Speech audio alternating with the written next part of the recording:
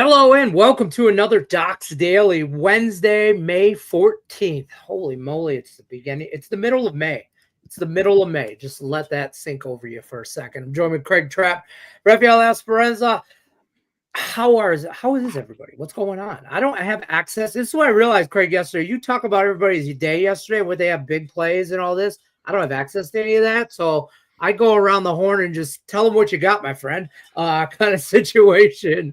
We're here Monday through Friday. Real quick housekeeping. Monday through Friday, 1 o'clock Eastern. Saturday, new day, new time. Saturdays at 11 a.m. Eastern. It's the only earlier Saturdays, just Saturday. Docs Daily. Like, share, subscribe. Hit the buttons like everybody's saying right here. Also, if you're new to the channel or the website or anything like that, new customers, docs.com/free60. You get a free $60 account when you sign up at that.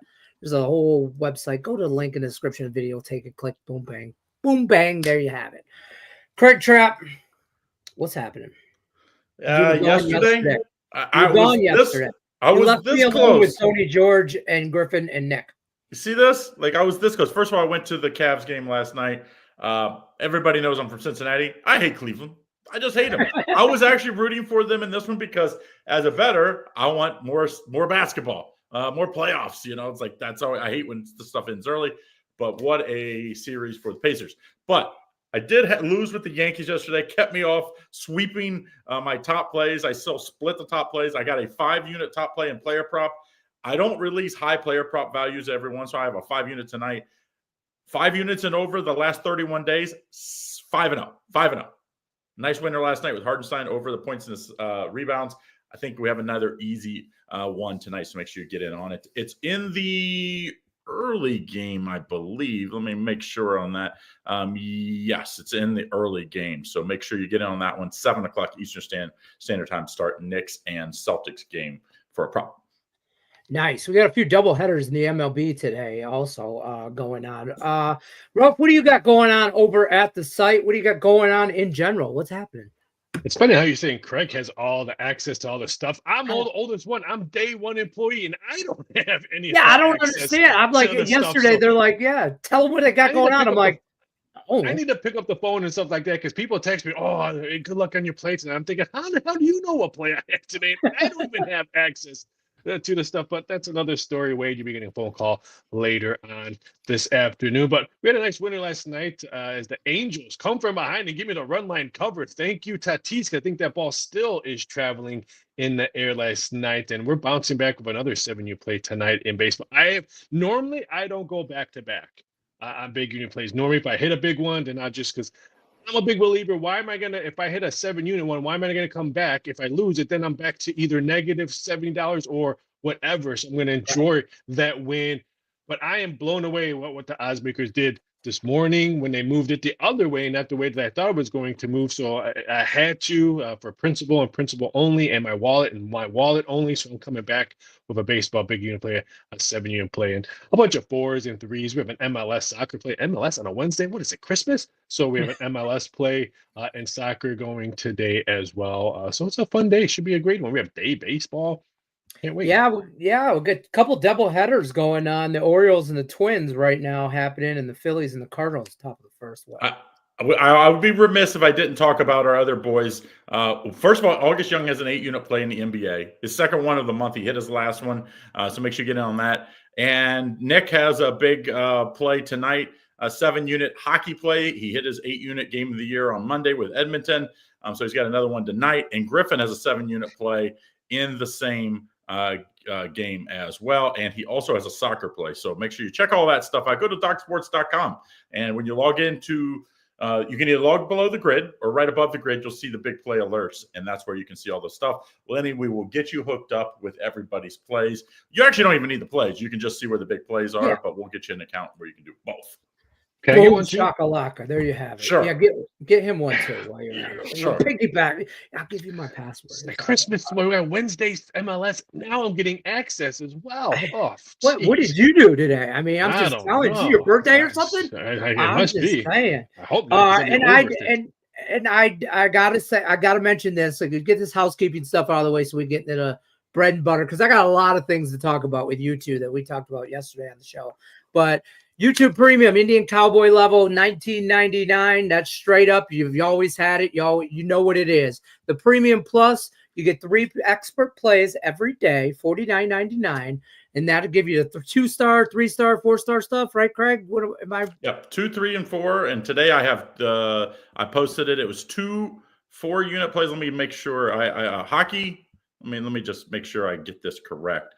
It's a 4-unit MLB, 4-unit hockey, and 3-unit in the NBA. So you can get all 3 of those. And that's a $2,700 a month value, because that's huge. Those would be $30 a piece if you go to DocSports.com and buy them.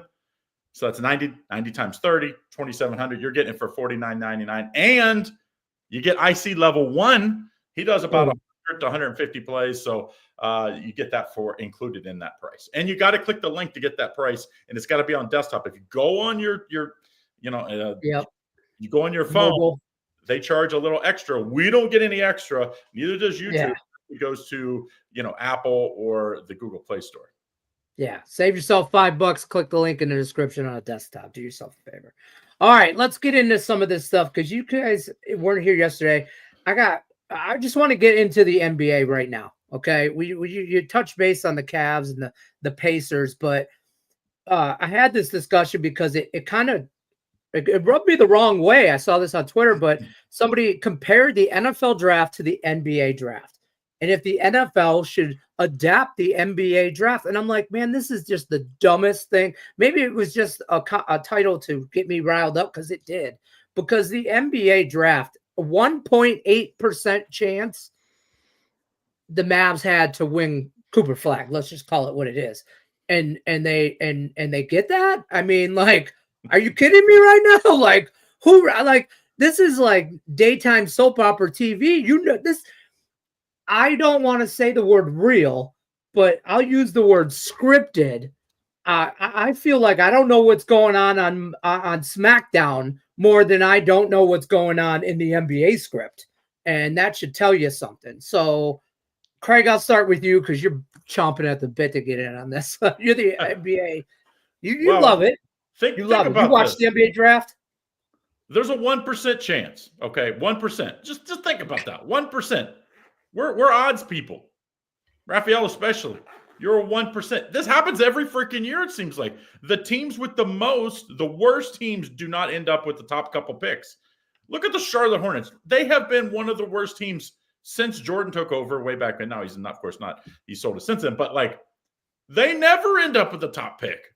So it was like, and forever, this was the one they needed. And for Dallas to get it after, of course, trading away Luka. It's like, you don't deserve it because you traded away Luka Doncic. But we don't know if Cooper Flag's going to be good. We thought Zion was going to be good, and I played more games than Zion. So he has been good. He has been good, just not healthy. No, it doesn't matter. To be really good, you need to play. I don't care. He's not lived up to his expectations. He's really good. I mean, what was the name? Greg Odom. Like, I mean, you go back to him. He was good when he played. Just didn't get. I mean, Sam Bowie. Like, you go all the way, way back. These can't miss prospects. They usually necessarily don't miss. Every once in a while they'll miss. They just aren't healthy, and that's what we've seen lately with the big number 1 overall picks that people couldn't miss.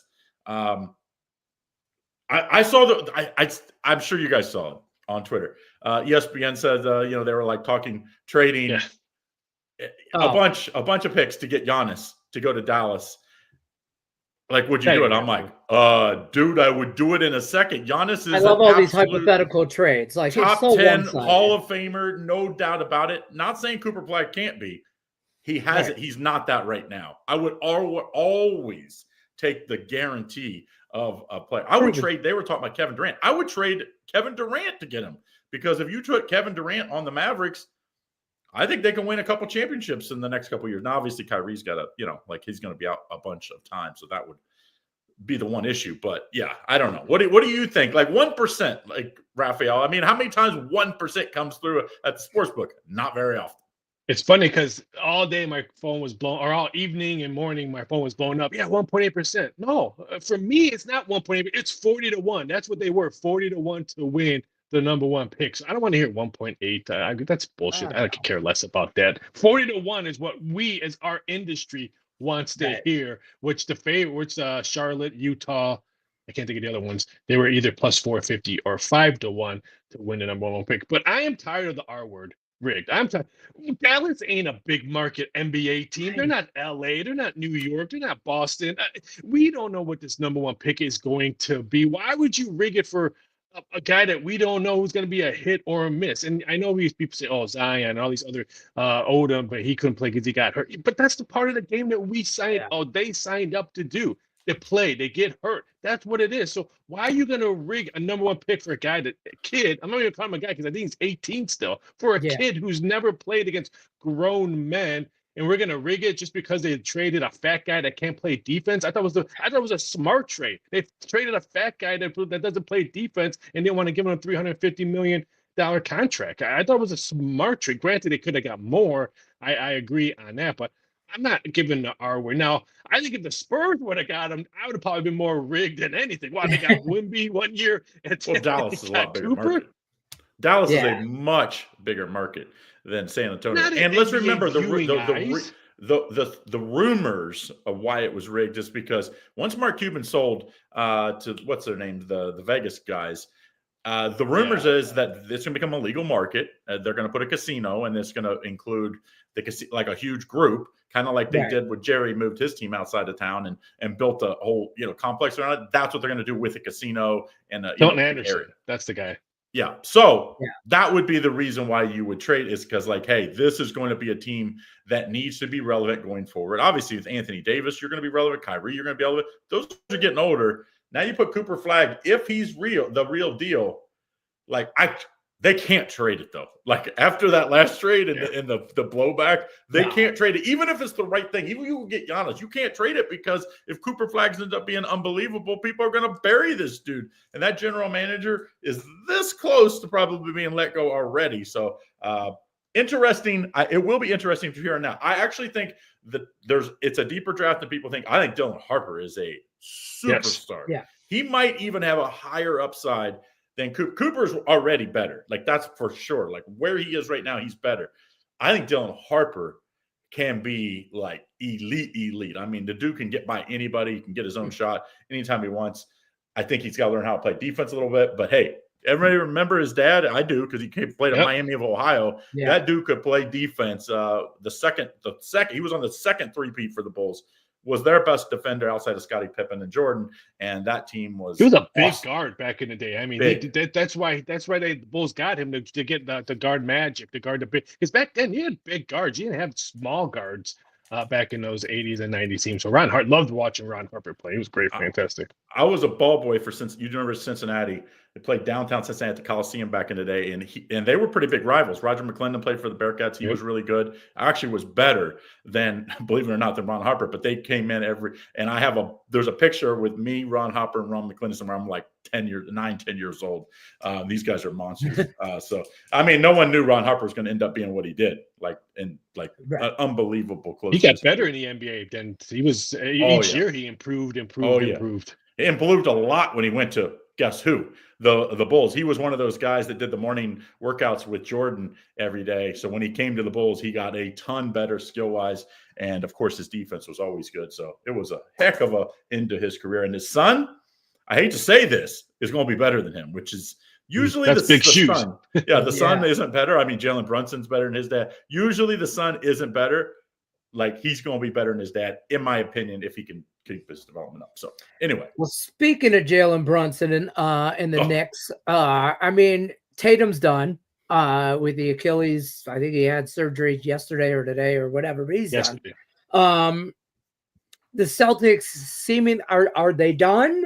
Are we just wiping them off the series already? Do we already move on who had the Pacers and the Knicks in the Eastern Conference Final on their bingo card? Raise your hand. I had the Knicks. Yeah, I mean, who had the Knicks? I did. I mean, second year Pacers, right? Second year for the Pacers. Yeah. Did you hear the post-game press conferences in that where they just said that full court press for 48 minutes just wore them down, and they just were banged up the entire series. And I was there. Let me tell you, it was electric. When they took the lead in the fourth quarter, I was like, dude, they're going to pull away. This Pacers team they do not blink. They just keep bringing it. They don't, like Halliburton's playing out of his mind, but he's not like he's getting you 50. He's just, everybody's playing well. The Knicks tonight, though, I think they're up against it. Everybody and their brother are like thinking that they're going to, I think they're winning back at the Gardens next game, in my opinion. I think the Celtics get it done tonight. Think Celtics get it done tonight. The next game the Knicks play, if they lose tonight, they go to New York. It's the same day that Soto goes to, the first time he goes to Yankee Stadium. Oh, goodness.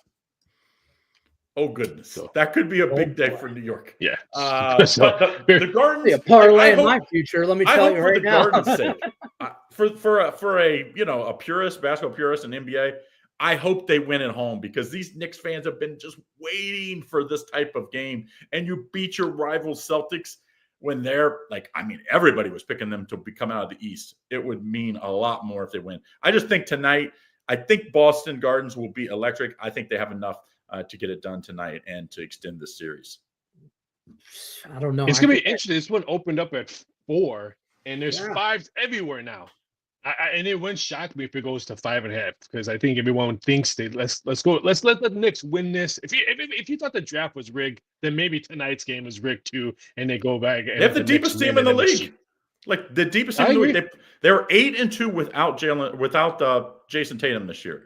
When Jaylen Brown wasn't there, they won 80%. When Holiday wasn't there, won 80%. They are deep. In fact, that might be one of the problems with this team is, to keep them around, they have a $500 million payroll, like for the future. They gave everybody extensions, and then the owner said, you know what? I'm just going to cash out and take my money. They sold.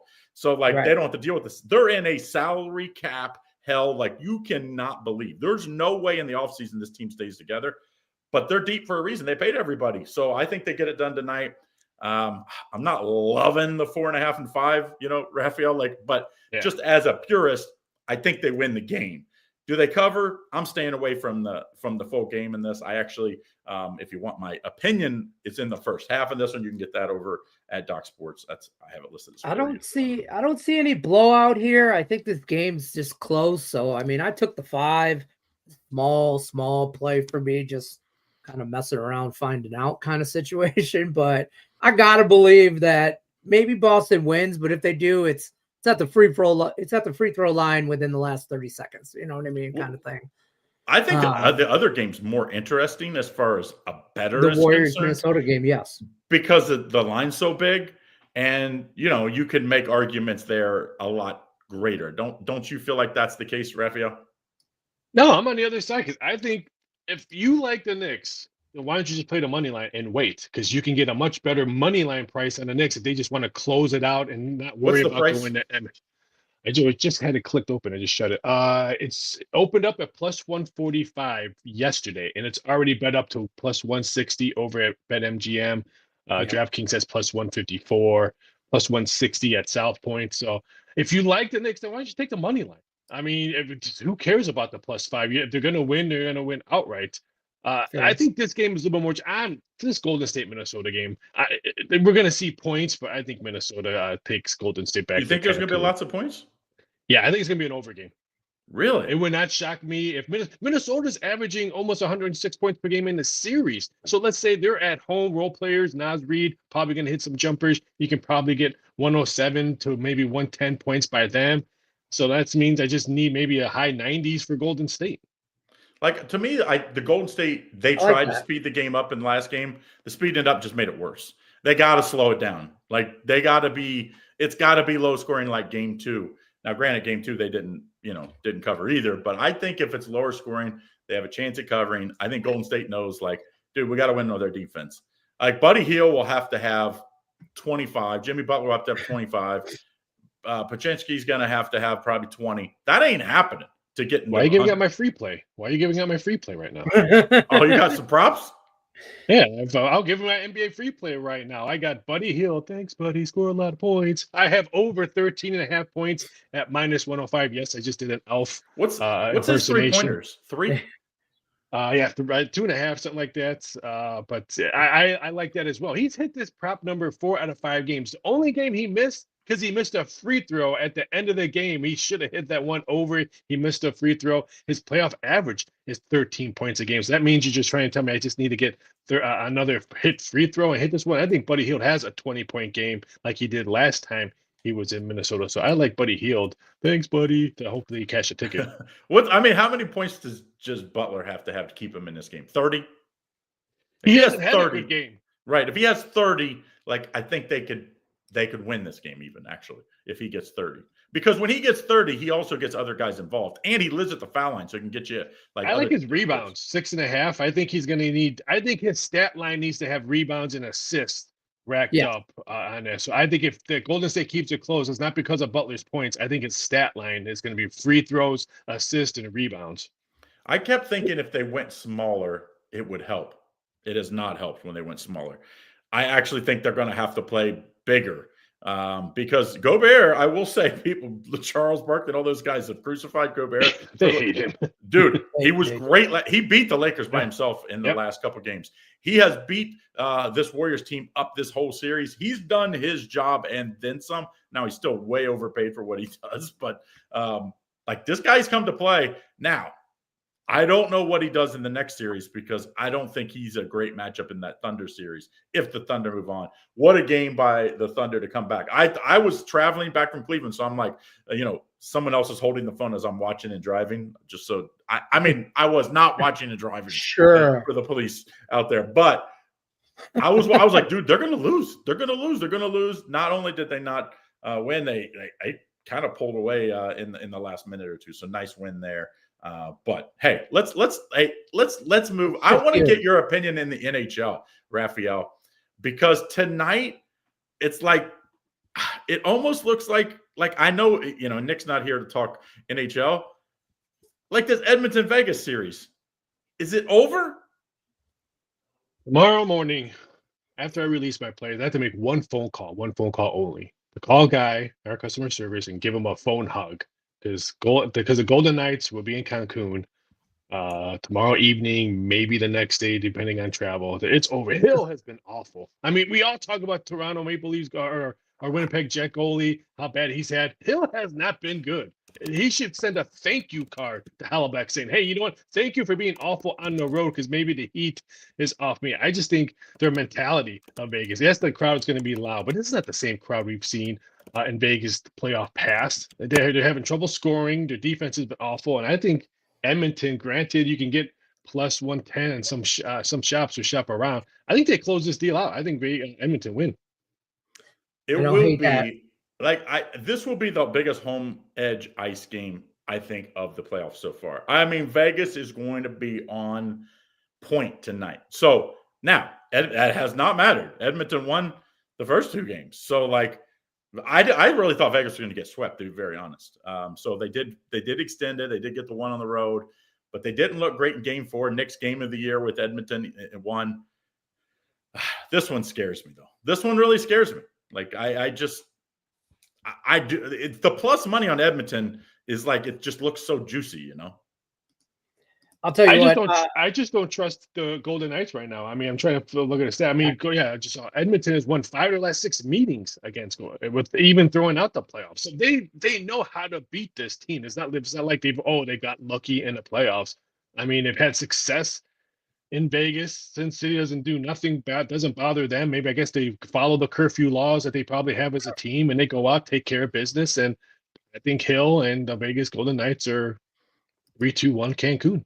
I thought Vegas' size on defense would beat them up, that they would be able to slow them down. The speed has been bothering them. It has not helped. And maybe the size is a disadvantage because they just go skate right by them. Yep. I mean, the loss in overtime in what was that, game 2, was really the series to me. That was the Edmonton, that they went up 2-0. If Vegas went 1-1 there, I thought they could steal. And they did. They won game 3. I do think maybe Vegas extends the series, but it's over. It's just, this series is over. They're not winning 3 in a row. Edmonton is just too talented on offense. I'm more excited for the other game, the Toronto-Florida game. Yeah. I mean, we talked about SmackDown Wrestling. This is going to be ECW, rest in peace, Sabu, match tonight between Toronto and Florida. Florida hits hard. We all know Toronto is coming off a nice win. I can't believe that you can get such good plus money on Toronto when they're 11-1 in their last 12 home games. It just blows my mind that you can get plus money on the Maple Leafs. Yes, Florida's the defending champs. Yes, they probably play a little bit more physical. The defense is probably better, but Toronto, I mean, they got the monkey off their back. They're not choking as we've seen them choke before. So you're not really hearing the choking status we've heard in years past with Toronto. I'm a little bit blown away that the plus they're money. supposed to lose this series, Florida's been favored in every game. So if Toronto loses a series, it's not the choke job because they're not supposed to win anyway, even though they had the home ice. But the home teams won every game. Am I missing something here? I'll tell you what, though. You have to take Toronto, right? Yeah, you do. You have to take the home. You have to take the home ice advantage here. I think this is a different Leafs team. I think it's a different Leafs team than years past. They got that monkey off their back in the first series. This Florida game is going to be everything you ever wanted in a heavyweight title fight. I'm sprinkling the draw. I wouldn't be surprised if it goes into overtime. You can shop your lines probably over 300 for that. I think I got like 330 on the draw, but I think this is a one-goal game in overtime, and I'll take the home ice advantage every time in that situation. I think Toronto actually is a better team. I think they're going to go really far. I think they're a better team than Florida Panthers. I said that a while ago. This team, the regular season, this is a different Leafs team. If they played 7 games on neutral ice, you think they'd win? I don't think this goes 7 games. I think the Leafs. No, I'm just saying if they were better, it's different. They might win because they had the home ice. But if they played on a neutral flight, Florida would win. Unfortunately, Florida was banged up a bunch this year, so Toronto got the home ice. If they win, it's going to be because they have the home ice. I do like them tonight, though. I think this trend. I think this is going 7 games. I think it's going to be they all hold court. It's going to come down to a very, very, very good 7 games. Which, hey, if you're a hockey purist, you can't be hating on Toronto hosting. You got to watch this game. If you don't even like hockey, you got to watch this game because this will give you vibes of the Four Nations NHL game. This is going to be knockdown, drag out, and back to that Vegas game. I think Edmonton knocks the brakes off of them, gets the belt out, and puts the ass on it. Belt to ass tonight on Vegas. I'm sorry. I just there ain't no pop. They might win, but it is going to be. I'd take the over. That's how much I think belt to ass comes into play. Over 6.5. I think this game. I think Edmonton scores 5. Well, I mean, if you like Edmonton, put that on tape. Or get the pen out. Write it down. You got a pencil, pen, little pencil from the sports book. Get it out. Write it down. Detroit, Lenny. Edmonton scores 5. I don't know what their team total is what I'm hearing. Yeah. I'll be honest with you. I wouldn't. Why would you if not? I was at Circus Swim, Raphael's going to tell me not to do this, but why would you not take both the Leafs plus 1.5 and the Oilers plus 1.5 on a 2-team parlay? You can get about plus 110 to plus 115. Shop your books, shop your lines. You like the underdog, a little bit of plus money, juice. And you get both of them with 1.5 goals. Just take them full juice, Lenny. If you like the underdogs, get the full payout, man. Get the full payout. That's the Lenny I love. I like what I like. He's like I don't go for whale. I like what I like. I tease. Somebody asked me in the chat. We're gonna get to baseball right now. Nerfy. We're already past Nerfy. I don't have football season. We'll talk about a lot of teasers, folks. A lot of teasers. It'll be like a strip club up in here. Lots and lots of teasers. But I don't have any Nerfy bets. Ralph, you do so many. Do you dabble with the Nerfy? I don't. I'll mess with first 3, first 5 pitcher props and stuff like that. But Nerfy, I wouldn't take the Nerfy on the Cubs either. I mean, as Bruce is asking, no runs in the first inning, I probably wouldn't do that. The Cubs offense, I mean, the Cubs offense is going to have to carry them until they can write the checkbook and try to get a trade for a pitcher. Because every time I refresh my screen, they're losing another starter for the Cubs. But I would probably I won't touch. I tell this all the time. If you're gonna bet Nerfies and all that, why don't bet the top 5 offenses and click on offense and best? And why would you want to click any of those teams on Nerfies? Because those top 5s can score so quickly. Like, I don't understand why people take the Yankees no runs in the first. Aaron Judge can hit a home run every time he's at bat. Why every time Yankees? I just don't understand. You need to be kind of smart when you do the Nerfies. Why lay minus 140, minus 160 and stuff like that? Because that could kill your payroll. Ralph Bruce says you're the. I'm assuming this means team total GOAT, but Bruce is. It could be also a cat with a crown on it. I'm not sure. With my glasses ain't great. I'm blind. I don't know. I'm just saying. He's talking about team totals. Yeah, team totals. I'll tell you what, real quick. My only take on baseball. I just shout out to Javi Baez. Okay, last night, bottom of the 11th, 3-run homer, walk off. I was the guy, admittedly, and I'm going to shout out Nick Mencken here because that's his guy. Javi's his guy, came from the Cubs, blah, blah, blah.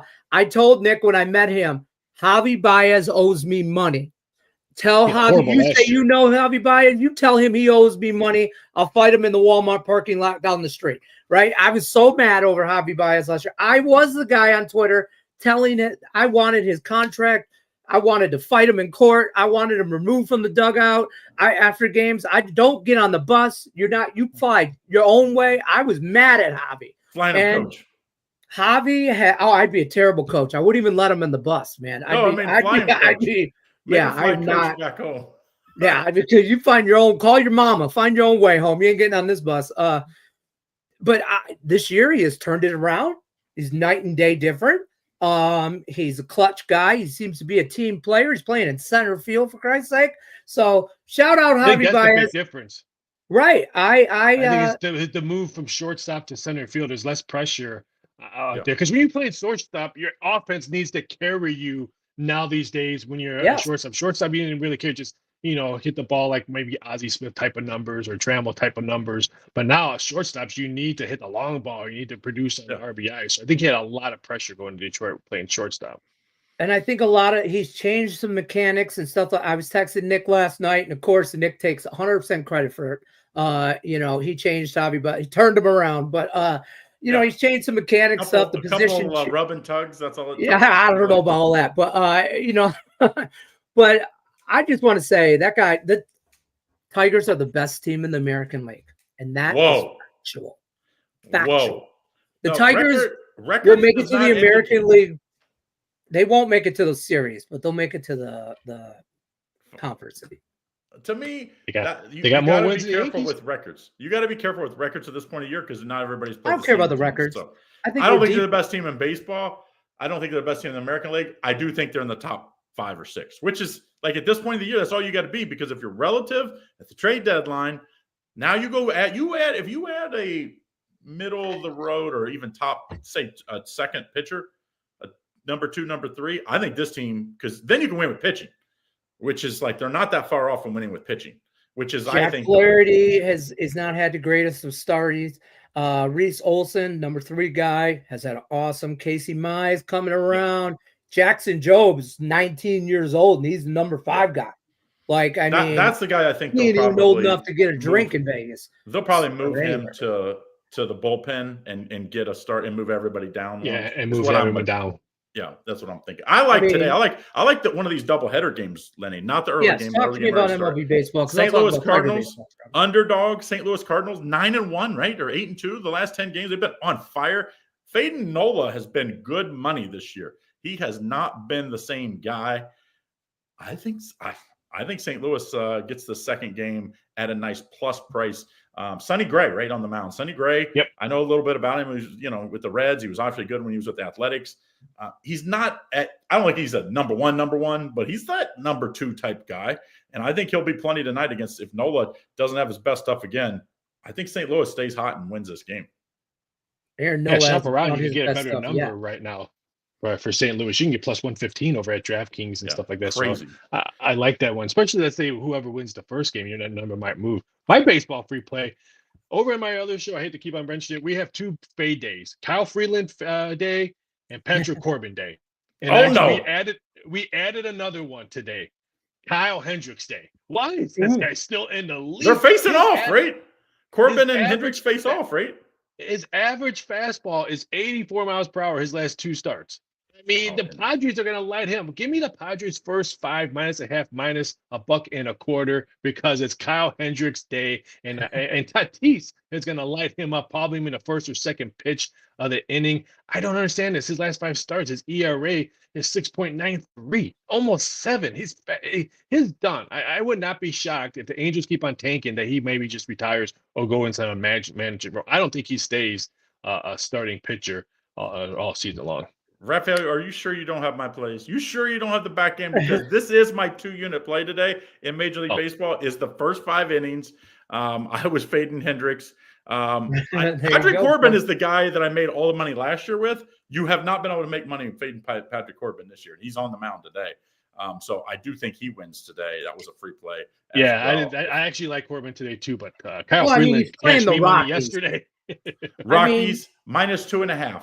That's what you have to lay. This is the point of the year. If you're playing against the Rockies, you no longer can lay the minus 1.5. It's still minus 150, minus 170.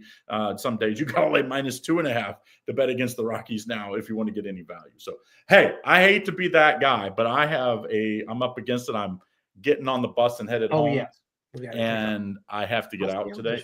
I have a hard stop here in like 2 minutes. But I want to say, Raphael, we've got the Preakness Stakes this weekend. Tony George isn't on here to give you the little blowy and tell how great your Derby picks were. How was your Derby picks, and what do you think for the Preakness this year? We were texting back and forth on the Derby, and I played 5 races all through Churchill. Went 4 for 4 right away. Hit some exactas and hit wins in places and all that. So I could care less when the Derby came. I'm like, oh, no matter who wins the Derby, I'm going to have a nice profit on there. Yeah. This card's going to be very interesting. There's some horses that not that many people would know that I think is going to run really well in Preakness. Don't forget, Preakness is a very short track, so speed, and it's going to be really humid in Baltimore this week. So it's probably going to be hot and humid because there's no rain anywhere with this big high pressure over the Midwest and the South right now. So it's going to be very interesting. I think we see a name that no one knows wins this Preakness. I don't want to lay my cards out because I really like this horse. Yeah, I'm betting against. I'm betting against the favorite again. I did hit the trifecta in the Derby. I hit 2 of my 3 races. I actually hit all 3, but 1 we didn't win, even win money. We hit a few things, but we bet more than we lost. Let's just say that. But we hit the Derby trifecta. That saved the day. I think this is going to be a big card day. And I also like the Black Eye Susans this year, which is the ladies. Yes. It's like the Kentucky Oaks. That's on Friday. So if you like horse racing, get in on it. You can both get my plays over at DocSports.com under the grid. And you can also get Raphael. I think Indian Cowboy has horse racing for Saturday. Docs and Scott Spreitzer. Docs for sure, and then Scott usually does as well. But you can get all those over at DocSports.com under the grid. So exciting weekend. I just wanted to make sure we got your opinion since we're not going to have you on between now and then.